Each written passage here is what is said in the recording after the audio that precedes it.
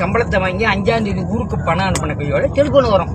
என்ன செய்து நல்லா இருக்கீங்களா, சௌரியமா இருக்கீங்களா, உடம்ப பாத்துக்குங்க, அங்க வெயில அலையாதீங்க, ஏன்னா உடம்பு தான் முக்கியம், உங்களை நம்பி குடும்பம்லாம் ஓடிக்கிட்டு இருக்கு. இந்த 1ஆம் தேதி 5ஆம் தேதி வர செய்தி. சரி, 5ஆம் தேதி முடியும் 10ஆம் தேதி அடிக்கும்போது, ஹலோ நம்ம நல்லா இருக்கேன், இப்ப கொள்ளையில கொஞ்சம் வேலையா இருக்கிறேன், 1/2 மணி நேரம் அடிக்கிறேன்.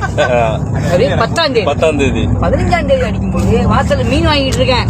இப்ப எல்லாம் பேசாதீங்க, மீன் கவுச்சு கையா இருக்கேன், நான் உள்ள இருந்து அடிக்கிறேன், கேள்வி சொல்லுங்க, அவசியமா இருக்கேன் அப்படி வச்சிருக்கீங்க. 20ஆம் தேதி அடிக்கும் பொழுது அடிச்சுட்டே இருக்கான் 1/2 மணி நேரம். ஆமா, ஒரு பிராமணன் ஏன் திரும்ப எடுக்கும் பொழுது நின்று போயிடும். அவங்க அடிப்பாங்க, ஏங்க முக்கியமானது என்னது, நான் கொள்ளையில வேலை பார்த்துட்டு இருந்தாங்க, நீங்க அடிக்கணும் எனக்கு தெரியும் சொல்றது இல்லையா அப்படின்னு. மறுபடியும் 22ஆம் தேதி அடிச்சா தொடர்பு வெளியே இருக்கிறான்.